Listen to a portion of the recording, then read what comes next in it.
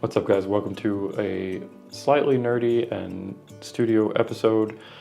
So if you're new here, my name is Brent. I am a professional photographer, a full-time professional photographer, cinematographer for almost 15 years now. So this isn't going to be a super in-depth, it's going to be nerdy, but not super nerdy because I want to keep it layman's for anyone who's not comfortable or doesn't understand some of this stuff. So we're going to go over let's start with the types of laptops. I have three laptops here that I'm going to talk about, and this isn't going to be laptop specific.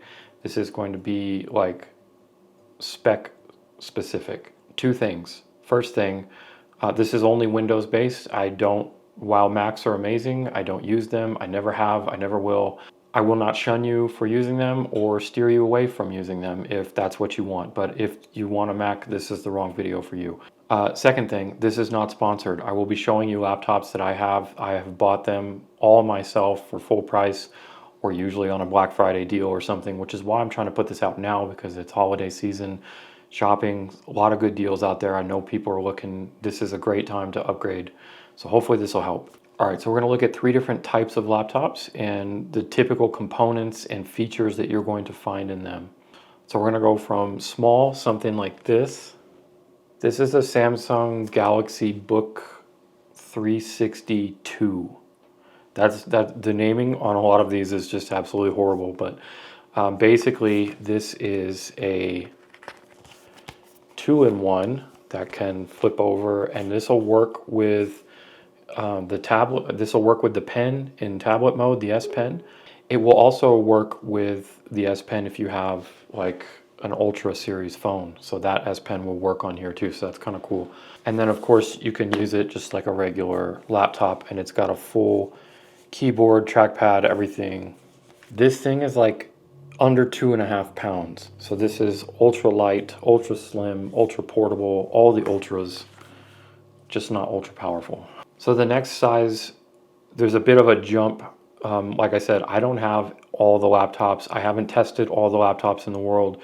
There are so many shapes and sizes and everything, but the next one up is going to be, this is more of a creator style laptop. And in the past couple of years, there's been a lot of companies who are making laptops now specifically for creators. So you can see the size difference. We're getting into, tiny guy, under 2.5 pounds.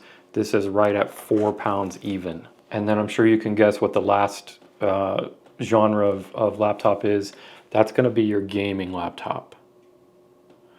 So this thing is a monster. It is chonkers. It is beefy, powerful, everything top of the line. But even though it's the most powerful thing you can get it crammed into a laptop, it still has some drawbacks for creators. So we're going to talk about all of those things. Let's go over the basic and probably most obvious. Even if you don't know much about computers, you probably, hopefully know some of their main components. Things like the CPU, the GPU, hard drives, RAM. Those are kind of the four big things that we want to take a look at as creatives. So the CPU is essentially the computer, right? This is like the brain of the computer. This is what most people think of when they think of a computer. Oh, how powerful is it? What CPU do you have? How many cores does it have? These kind of things. So these days, it didn't always used to be this way, but these days, pretty much all of the CPUs are multi-core. I'm not going to get into what that means, but I'm sure you can kind of extrapolate here and understand that for most things that we're going to be talking about for creativity purposes and multitasking and AI analyzing and all this stuff, editing, more cores the better. So that's the first thing to keep in mind, is typically we want more cores to do more processing power. So what are our options for Windows-based CPUs right now? Well, we have two. We have three, but really we only have two. The big two are, we have Intel and we have AMD. So if you don't know, Intel is definitely the largest of the CPU companies. It holds the most market share. I still think that holds true for going into 2025. As such, they're typically the more popular option especially for things in laptops. However, AMD has really really stepped it up over the last 5 years or so. And most major laptops that you can find within the Windows community, you can find usually some sort of either Intel or AMD variant of the same laptop. What I've found with my usage for the past 5 years or so is that AMD has done slightly better with companies like Adobe. All of the laptops that I've tried, and with my big desktop over here too, AMD has just run a little bit better with Adobe. I've had a little bit less problems, but that's not to say that Intel is bad at all, because Intel still makes some seriously good stuff. They're just usually a little bit more expensive.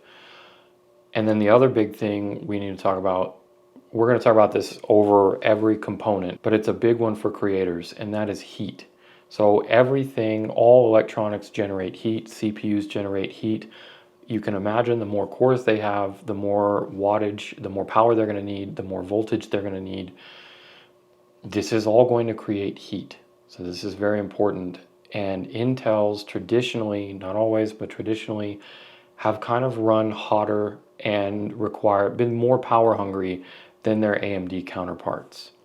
Now, sometimes because Intels are more power hungry, they do outperform their AMD counterparts. However, that's usually at the cost of a lot more heat being put out. So for things like editing images with lots of layers, using AI denoise and sharpening software and lots of effects and stuff like that, and rendering video, the more CPU power the better. The more multi-cores it has to help process that stuff, the better it's going to run. But like I said before, CPU is not the only consideration here. It's just kind of the first what everybody thinks about. So let's talk about the next big thing that everybody is concerned about, no matter what you do, if you're a creator or a gamer or whatever. That's the GPU, that's the graphics card. So in the three sizes of laptops, especially in these smaller laptops, the Chromebooks, these 2-in-1s, all that kind of stuff, they're not going to have a dedicated graphics card. They're going to have what's called an integrated graphics card. And that's basically going to be very efficient. It's going to take very little power, and it's going to help with your battery life and all of that stuff. So that's really important to a lot of users who care about portability and longevity for their batteries. So you're gonna have these integrated graphics cards. But then when you start stepping it up and you get into this stuff, you're gonna have what's called a dedicated graphics card or a discrete graphics card. So you're gonna see like an iGPU, which is the integrated, or the DGPU, which is a discrete graphics. In this case, that's going to be either NVIDIA or AMD. And you're in the NVIDIA world, most people are going to know the GTX and RTX line. So the GTX is a bit older now, and they've phased it out. But moving forward, you're going to see laptops that have an RTX. So anything that you're going to buy at the end of 2024, 2025, and forward, you're going to be looking at the RTX 30 series or higher. So, and then AMD has their Raytheon series of graphics cards, which are the competitors to NVIDIA. But either way, those are going to be discrete graphics. Those are going to be full-on, like big chunkers graphics cards that are put in here. They're separate from the motherboard. They're going to need a lot more power and a lot more space and a lot more thermals for cooling. So within the NVIDIA world, you're going to have whichever series it is. It doesn't matter if it's 3000, 4000, 5000, whatever.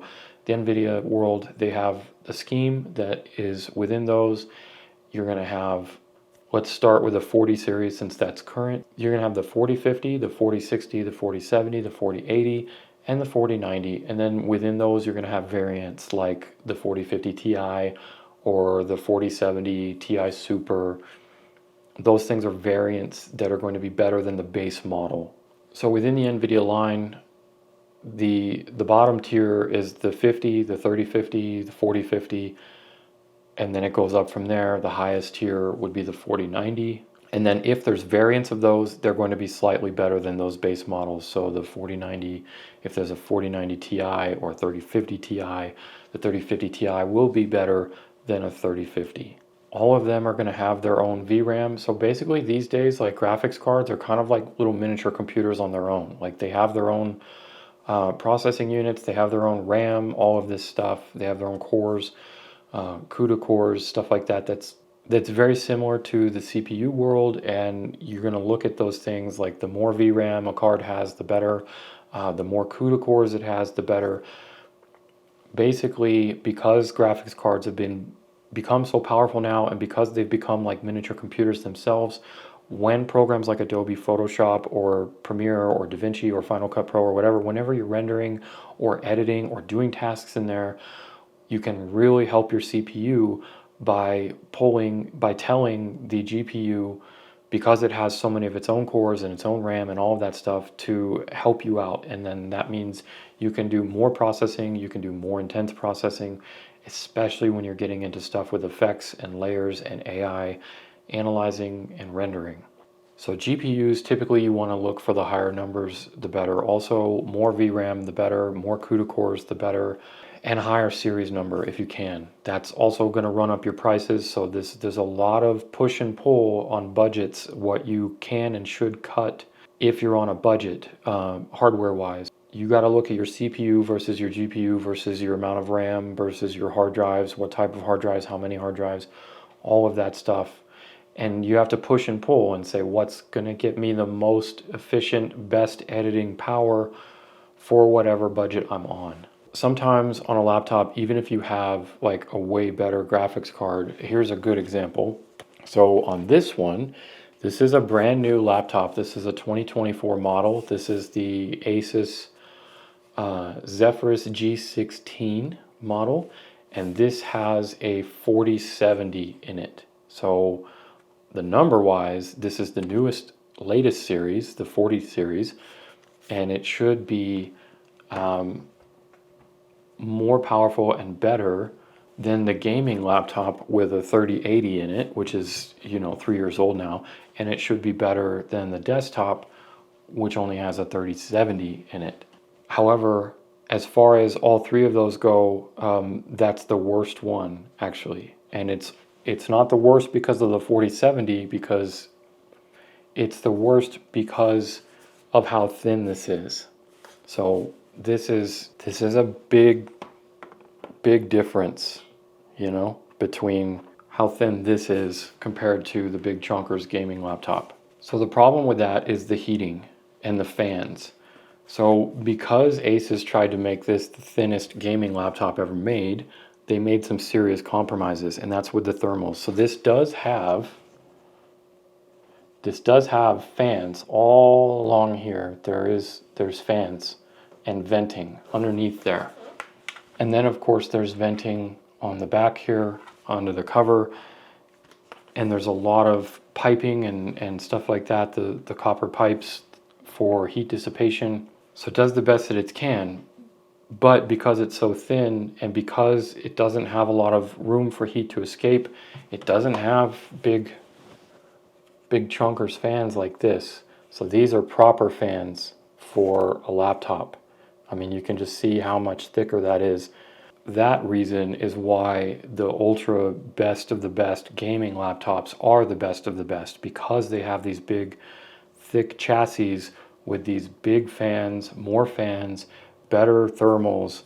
They can get that heat out of there, which means the more heat you can expel, the harder you can push your computer. So you can raise the wattage on all of that, what your CPU and your GPU are allowed to get, and it can get hotter in here because that heat can escape. In stuff like this, it just gets too hot. And then in stuff like this, forget about it. That's why you get integrated graphics with this. That's why you get just low power, low voltage. So on that note, let's go back to the CPU real quick, because I just want to mention like this. This Book 360 has an i7, which is a quad core, which is a very great range of a processor to have. It's 16 gigs of RAM, which is standard. We haven't talked about RAM yet, but we will. But it only has the integrated graphics card. So an i7 and 16 gig of RAM, if you were on a desktop or if you were on one of these big chunkers laptops, that would be a respectable, even in 2024, moving into 2025, that would be a respectable place to start with, thinking like, oh, this should be able to run a lot of stuff. An i7, that's 4 cores, that's 8 cores total because it's got 4 virtual cores, hyper-threading, all the work, 16 gigs of RAM, terabyte of solid state drive, whatever. This will be able to edit I can edit in Photoshop with this, and I can edit multiple layers in Photoshop with this. But the thing that I can't do, that I cannot live without anymore as a wildlife and astrophotographer and someone who just shoots a lot of low light stuff, I cannot live without Adobe's AI denoising or some other program, Luminar or Topaz or DxO, whatever you use, any of those that have AI denoising for photos, I can't live without it. I love it way too much. It's way too useful for me. That's a whole nother video. Suffice it to say that because this only has an integrated graphics and because it has such limited power to its CPU and all of that, this cannot handle, it won't even open the AI denoising. It won't even give me, when you open it, it usually gives you like an estimated time for how long that process is going to take. This just stalls at that, and it just gets stuck there. So if I try to do anything more than basic editing in Photoshop, this just won't do it. Even though it has that respectable i7 and 16 gig of RAM, because this thing only has 16 gig of RAM also. But this has the Intel Ultra i9, the i9 Ultra. But even still, this has 16 gigs of RAM, a better processor, and a discrete graphics. So this absolutely can run my AI denoising, and it can do it very well in a respectable 6 to 10 seconds, which is on par with this big guy, which is also on par with my desktop. So power and heat are two of the biggest things to take into consideration, and that's the one big downfall of something like this. Is on paper, this has some amazing specs, the 4070, the Ultra 9 core, 16 processor, 16 gigs of RAM. This thing is a beast on paper. The downside is the thinness and the lack of thermals compared to something like this, means that I can't quite get the same power, and it's not able to push the 4070 as hard as it can be pushed. So that makes it suffer a little bit. The other big downside to this is that it has soldered RAM in it, so you can't expand the RAM. So let's talk about RAM next. RAM is super important to everything you do because everything you do requires the RAM. And basically think of RAM like your kitchen table. The size of your kitchen table will determine how much stuff you can put on that kitchen table at once. And the more stuff you put on that kitchen table, the harder it is to do things on that table. So more RAM equals bigger table, equals more stuff you can do. It's like if you have a lot of browser windows open and stuff like that, each one of those is taking up space on your RAM. If you have a lot of programs open, same thing. Each one of those programs is taking up a certain amount of RAM. So the good thing with most new creative and gaming laptops, like this kind of stuff, is that you can take this back panel off and then you can add more RAM in there. So if it only comes with 16 gig of RAM and it has another slot, you could put another 16 gig in there and then you would have 32 gigs. That's really good. And if the motherboard allows it, you could take both of those sticks out, put two 32s in there and have 64 gig of RAM. That's even better.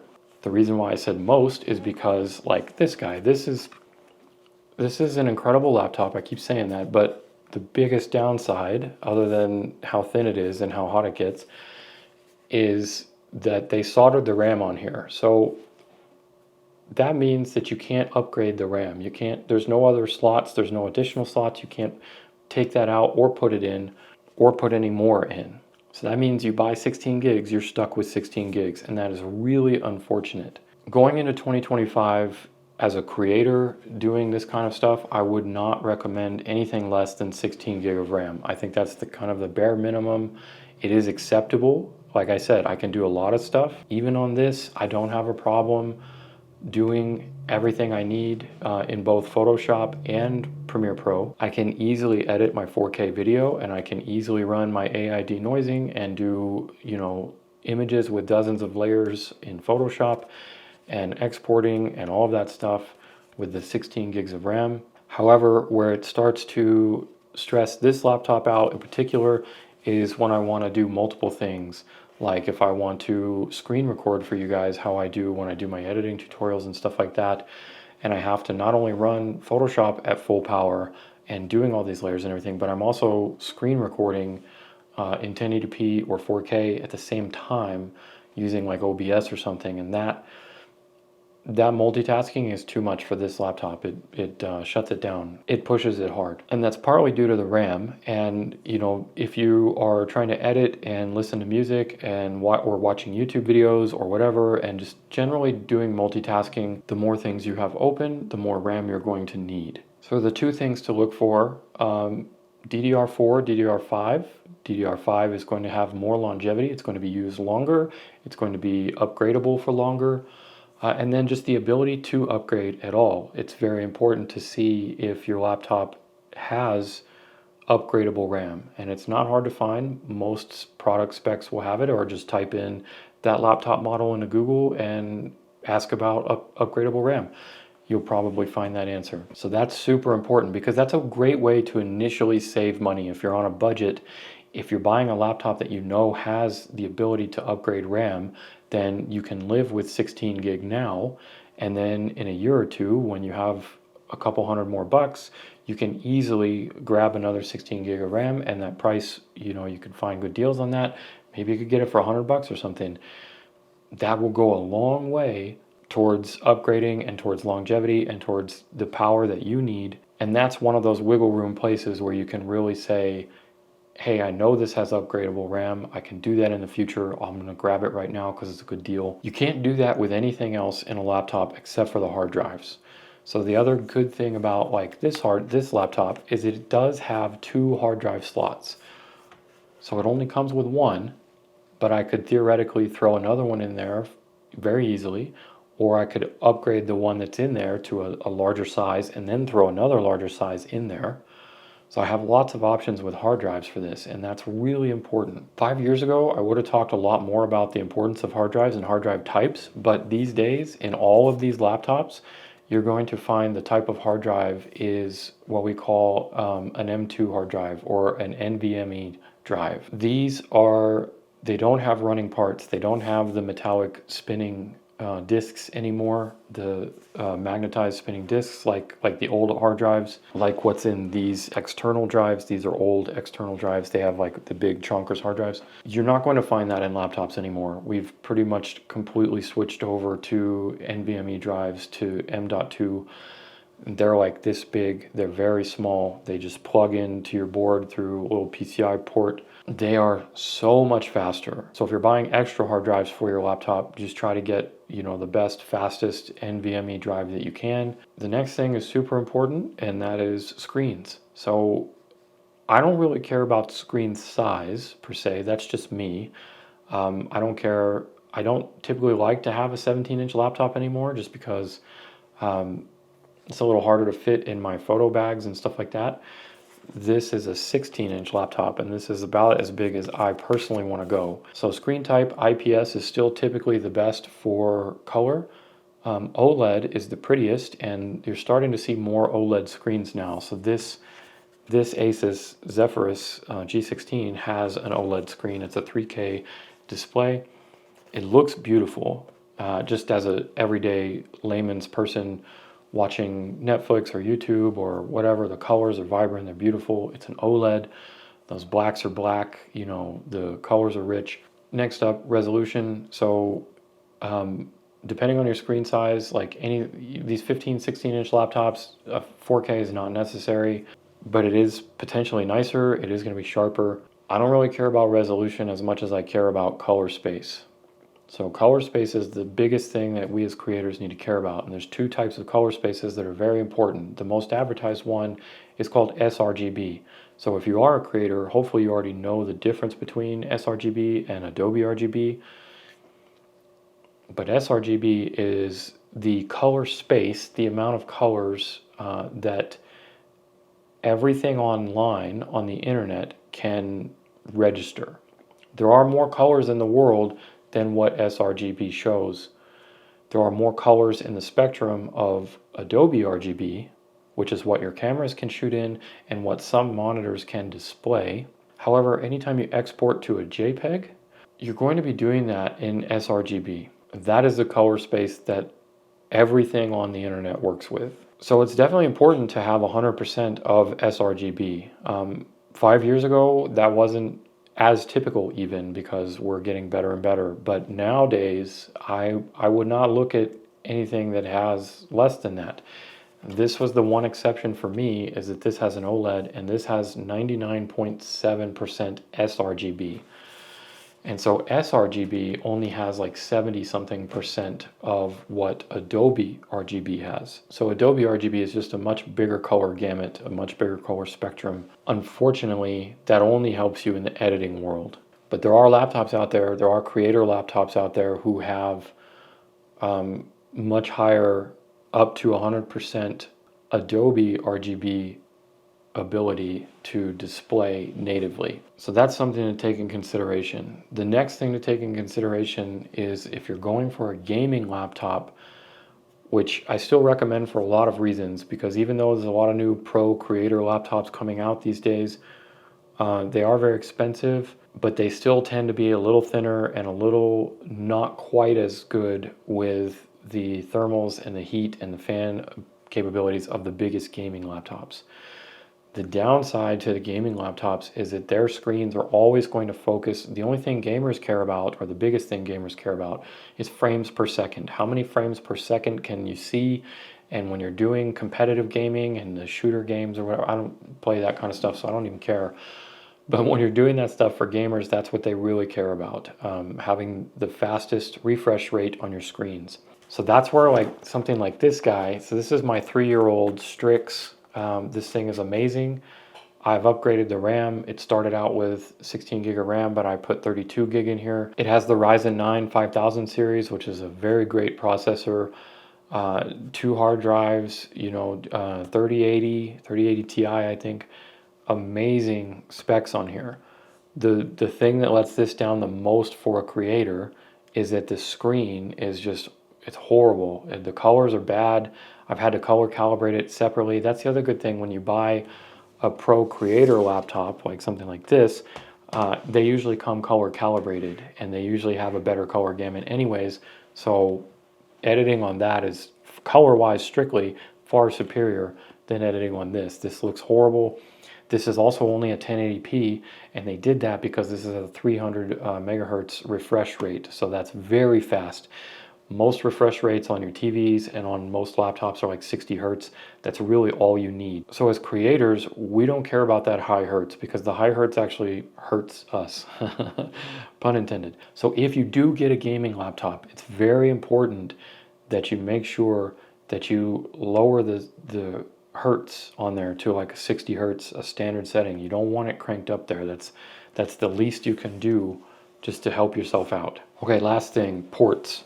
Ports are super important to creators. We have, external mouse, we have external monitors, keyboards, whatever, peripherals, hard drives. Sometimes we're editing off portable hard drives.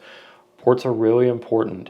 Not all ports are created equal. This is super important. So like on this guy here, we have a USB-A and a USB-C and an HDMI. And then on this side, we have a USB-C also. We also have an SD card slot, so that's pretty nice. The downside is that these ports are not created equal. So over here, really hard to tell, but there is a little lightning bolt next to this port. And on this port, there is no lightning bolt. That lightning bolt denotes a Thunderbolt port, or a USB-C 3, or USB-C 4, sorry. Those are the fastest ports. Those are the ports that can transfer the most data and transfer it the fastest. This is a standard USB-C 3 port, and it is not equal to this. So if you have a hard drive, an external hard drive that's really fast or that's Thunderbolt approved or whatever, if you plug it into this port, it's going to be slower. So you're going to be transferring things to and from it slower. If you're working off that drive, it's going to be slower.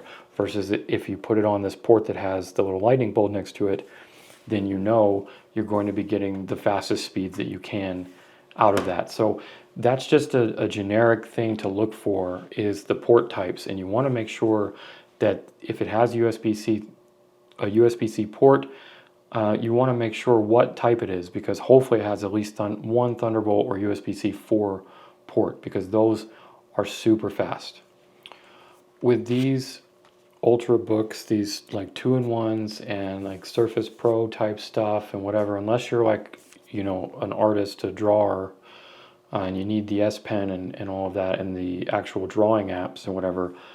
If you're like a regular creative, or if you're a photographer or videographer, video, forget about it. You're not going to do anything serious on something like this. For photos, you can do a little bit. So where the reason why I have this is because sometimes I'm going on maybe a couple day trip, and I basically just use this as a regular laptop to do some work, some emails, you know, whatever, and to back things up to a hard drive. That's basically it. So the next up would be a medium tier, something a little smaller than this, like the Asus VivoBook or the XPS 13 or the Spectre, something like that. They might have discrete graphics, but they're gonna have low-end discrete graphics like a 3050 or a 4050. They're gonna be very slim, so their power limit's gonna be medium.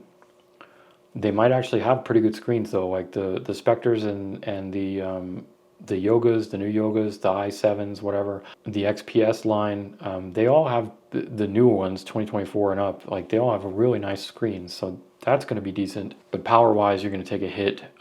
You may or may not get upgradable RAM at that size and that price point.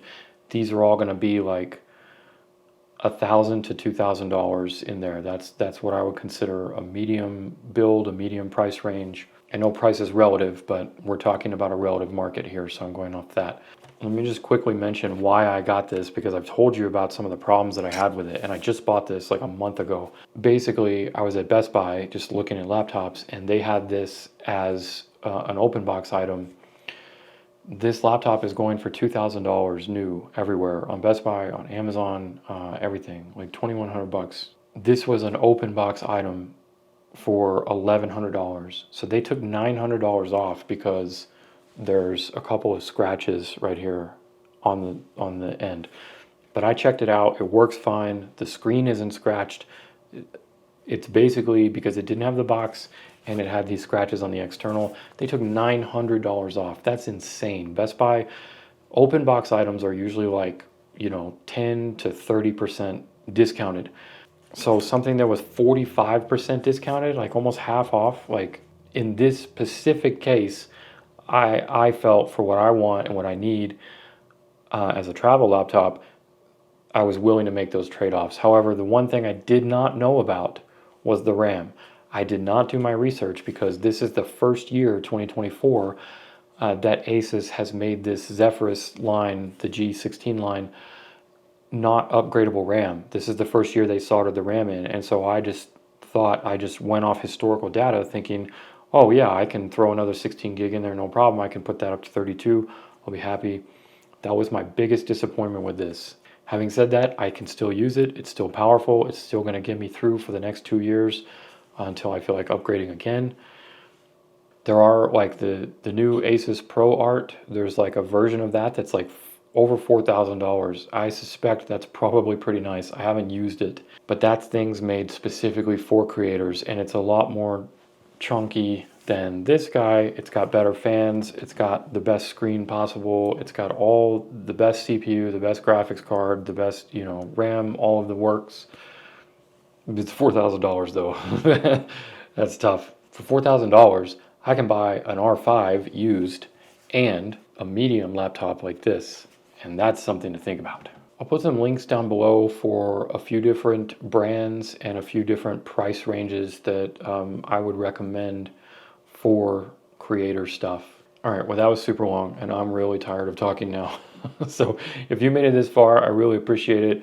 I hope that helped give you some ideas to think about, or at least some ideas of what you might want to research and where you might want to go look for your laptops and all of that stuff. If you have any other questions about things that I didn't go over or you're unclear about, leave those in the comments below and I'll definitely try to answer them.